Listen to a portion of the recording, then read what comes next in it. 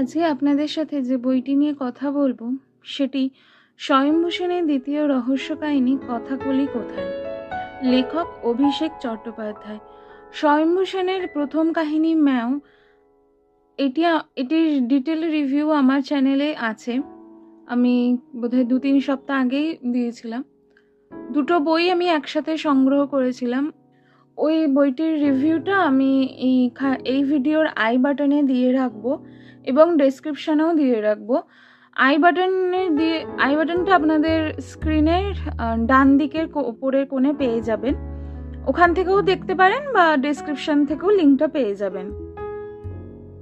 স্বয়ম্ভু সেনের ওই ম্যাও কাহিনী আর এই কথাগুলি কোথায়, এই দুটি কাহিনী কোনো অংশেই এক নয়। একমাত্র ওই স্বয়ম্ভু সেন এবং তার যে ডিপার্টমেন্টের লোকজন তারা ছাড়া কাহিনী দুটো দু ধরনের।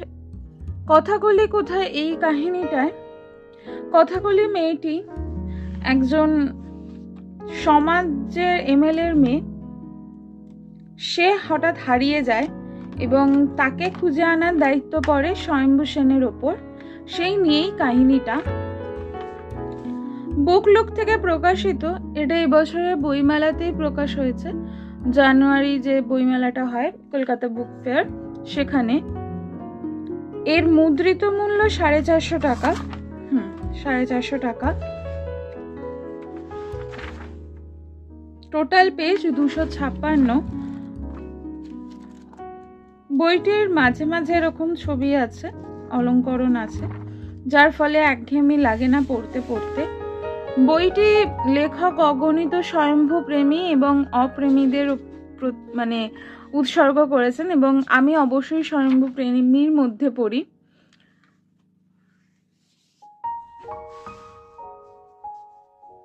এবার আসি কাহিনীতে।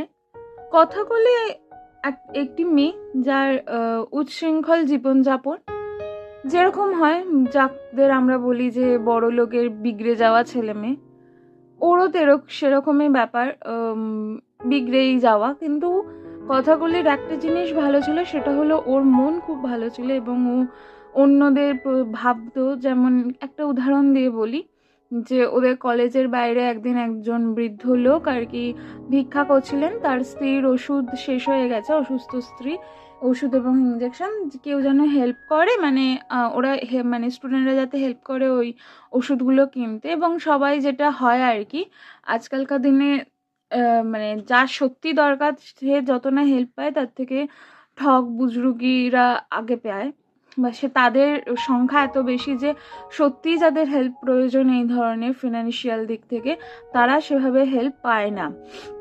তো সবাই পাশ কাটিয়ে চলে গেলেও এই কথাকলি কিন্তু তাকে হেল্প করে এবং তার সমস্ত যা যা প্রয়োজনীয় ওষুধপত্র বেশি করে কিনে দেয় এবং ইঞ্জেকশনও কিনে দেয়। তো সেই দিক থেকে বোঝা যায় যে কথাকলির মনটা খুব ভালো ছিল, কিন্তু কথাকলির জীবনযাপন ভীষণ উচ্ছৃঙ্খল ছিল। যেমন ওর বিভিন্ন পার্টি করা, লেট নাইট, এবং ওর বাবার সাথে ভীষণ কানেক্টেড ছিল, বাবার কথা শুনতো এবং কোনো কিছুই কোনো শাসনীয় মানতো না। ওর মা একটু শাসন করার চেষ্টা করতো কিন্তু মানতো না, বাবা আশকারা দিত। ফলে এইরকম একটি মেয়ে হঠাৎ করে তার বন্ধুর বাড়ি গেছিল জন্মদিনের পার্টি উপলক্ষে, এবং মানে বন্ধুর জন্মদিনের পার্টি উপলক্ষে গেছিল এবং সেখান থেকে ও আর বাড়ি ফেরে না। কেসটা রেজিস্টার করা হয় এবং স্বয়ম্ভুর কাছে কেসটা আসে। স্বয়ম্ভু যখন এই কেসটা তদন্ত করতে শুরু করে, তখন সেই বলে না কেঁচো খুঁড়তে কেউটে, সেই রকম ভাবে অতীত বারবার সামনে চলে আসে। কথাগুলির বাবার জীবনের যে অতীতগুলো, কালো অতীতগুলো, সেগুলো সামনে আসে এবং ধীরে ধীরে দেখা যায় যে এই খুঁজে পাওয়া, মানে হারিয়ে যাওয়া মেয়েকে খুঁজে পাওয়ার জায়গায় স্বয়ম্ভু সেন ধীরে ধীরে কেসটা মেয়ে পাচারকারী, শিশু পাচারকারী এই দিকে ক্রমশ সরে যায়। এমএলএ যে ভদ্রলোক আর কি, ওর কথাকলির বাবা, সে প্রথম তার রাজনৈতিক জীবনের প্রথম দিকে আর কি শিশু পাচারের সাথে যুক্ত ছিল, পরবর্তীকালে সেই শিশু থেকে মেয়ে পাচারের কাজে যুক্ত হয়। কারণ এখানে বলা হচ্ছে যে শিশু পাচার করে যতটা না লাভ, তার থেকে মেয়ে পাচার করে তার থেকে অনেক বেশি লাভ করা যায়। তো সেই জন্য পরবর্তীকালে মেয়ে পাচারে কাজে চলে আসে। গল্পটা যত পড়বে মানে এগোনো গল্প যত এগোবে তত স্বয়ম্ভুর মনে হবে যে কিছু একটা ওরা মানে সাজিয়ে বলছে, ওদের পুরো ঘটনাটাই সাজানো, কোনো এভিডেন্সের সাথে তাদের বলা ঘটনা অর্থাৎ কথাগুলি কবে গেছিল সেইটা মিলছে না।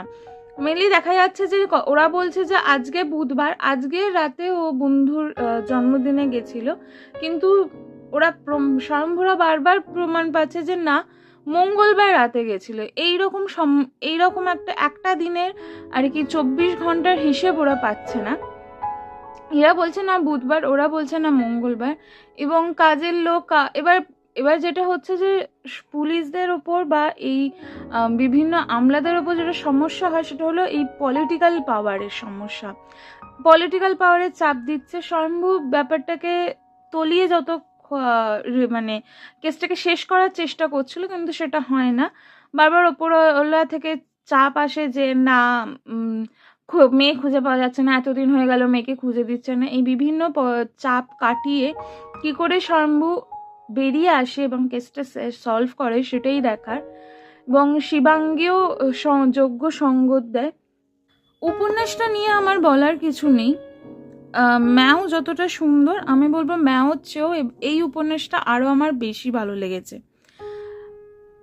এই উপন্যাস একটি কারেন্ট ঘটনার ওপর নির্ভর করেও লেখা, এবং চারিদিকে এত মেয়েদের নিয়ে যে সমস্যাগুলো দেখা যাচ্ছে, মেয়ে পাচার করা, এই যে চিরন্তন সমস্যা, সেগুলো নিয়ে লেখা খুব ভালো লেখা। অভিষেক চট্টোপাধ্যায়ের লেখা তো ডেফিনেটলি ভালো। আমি ওনার এটা 4 নম্বর বই পড়ছি। খুব ভালো লেগেছে আমার এই অভিষেক চট্টোপাধ্যায়ের লেখা। ওনার ওই তন্ত্রের ওপর লেখা যতটা সুন্দর, ডিটেকটিভ উপন্যাসও ততটাই সুন্দর। সবচেয়ে বড় কথা আমার এই বইটা পড়তে গিয়ে লাগে, মানে এই কাহিনী দুটো পরপর পড়লাম তো আমি ব্যাক টু ব্যাক স্বয়ম্ভূষণে, আমি না প্রথম থেকে কিছুতেই ধরতে পারছি না যে লাস্টে গিয়ে কি হবে। আমি বলবো এই জায়গাটায় লেখক কিন্তু খেলছেন পুরো। অ্যাকচুয়ালি গোয়েন্দা কাহিনী না তখনই সবচেয়ে বেটার হয়ে ওঠে যখন সে পাঠকের মাথা নিয়ে খেলে। গোয়েন্দা কাহিনীর প্রথম লাইন থেকেও কিন্তু পাঠকও খুনি ধরতে ছোটে, যে কে খুনি হবে, কিভাবে খুন হয়েছে, বা যে কোনো মানে সেই মিস্ট্রিটা সলভ করার চেষ্টা করে। আমিও করি, আমিও তার ব্যতিক্রম নই।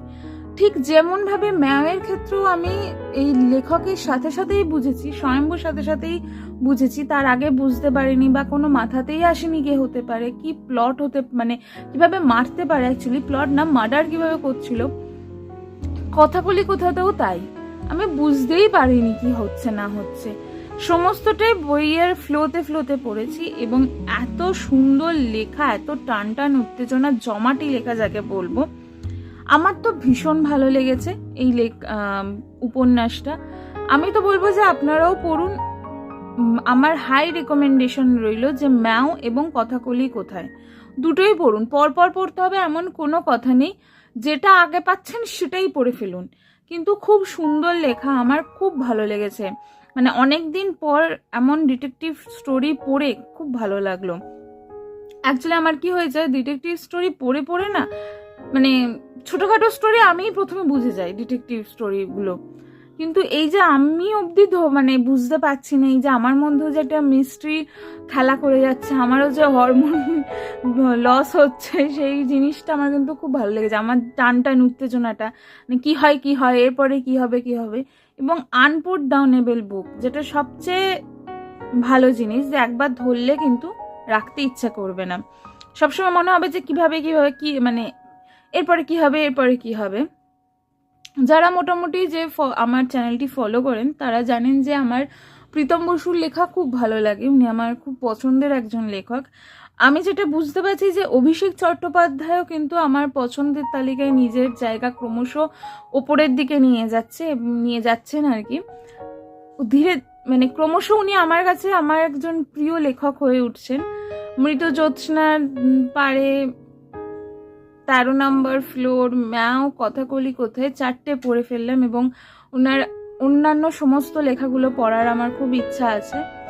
এরপরও মানে যা যা ওনার লেখা আছে পড়বো। আমার তো ভীষণ ভালো লেগেছে এবং সবচেয়ে বড় কথা, আমি স্বয়ংভূষণের জন্য ইগারলি ওয়েট করছি যে নেক্সট উপন্যাস কবে হবে। আমি লেখকের কাছে মানে রিকোয়েস্ট করবো প্রত্যেক বছর একটা একটা করে বেরোক স্বয়ংভূষণের কাহিনী। বাট হ্যাঁ, স্টিল এটা সম্ভবপর হয় না, কারণ একটা লেখার পেছনে তো অনেকটা এফোর্ট দিতে হয়, অনেকটা রিসার্চ লাগে, লেখাটা কীভাবে ফুটিয়ে তুলবেন, প্লট ভাবা লাগে, সেটা সম্ভব হয় না। কারণ প্রত্যেক বছর যদি লেখা বের করেন আর কি, তখন না লেখার মানটা অনেকটা পড়ে যায়। তো টেক ইউর টাইম। আমাদের যতই মনে হোক যে এক্ষুনি আর একটা বই দরকার, এক্ষুনি আর একটা স্বয়ংভূষণের কাহিনী পড়তে চাই, বাট আমি বলবো হ্যাঁ, অবশ্যই আপনি লেখককে বলবে যে আপনি সময় নিন এবং যখন লিখবেন এরকমই ভালো একটা লিখবেন, কারণ আপনার কাছ থেকে আমাদের এক্সপেকটেশন উত্তর বাড়ছে। একজন পাঠক হিসেবে আমার এক্সপেকটেশন উত্তর বাড়ছে। পরবর্তী লেখাটাও এরকমই ভালো হবে, এর চেয়েও ভালো হবে এই আশা করছি। সত্যি ওয়েট করে থাকলাম স্বয়ংভূষণের তৃতীয় রহস্য কাহিনী এই লেখাটা পড়ার জন্য। ভীষণ ভালো লেগেছে। যারা এখনো পড়েনি, আমি তো খুবই লেটে পড়লাম, বিশেষ করে এইটা লেটে হচ্ছে না কারণ এটা তো এই বছরই বইমেলায় বেরিয়েছে, কিন্তু ম্যাও আমি প্রচণ্ড লেটে পড়েছি। তো সেখান থেকে আমি বলবো যে আপনারাও পড়ে ফেলুন, প্লিজ পড়ুন। যারা কিনে পড়ুন, চেয়ে পড়ুন, ধার করে পড়ুন, যেভাবে হোক পড়ুন। মানে এই ডিটেকটিভ জনার ভালো লাগলে বা থ্রিলার ভালো লাগলে, এই রহস্য কাহিনী সিরিজটা যদি না পড়ে থাকেন, আপনি নিদারুণভাবে খুব লস করছেন। এই লস করবেন না জীবনে। একজন বই প্রেমী হয়ে এই লস করা চলে না। প্লিজ পড়ুন কথাকলি কোথায়, অভিষেক চট্টোপাধ্যায়ের লেখা, এবং পড়ে অবশ্যই জানাবেন যে আপনাদের কেমন লাগলো। আমার ওপিনিয়নের সাথে আপনাদের ওপিনিয়ন কতটা মিলল, মানে আপনাদেরও আমার মতো এক্সাইটমেন্ট হচ্ছে কিনা নেক্সট বইয়ের জন্য, অবশ্যই জানাবেন কমেন্ট করে।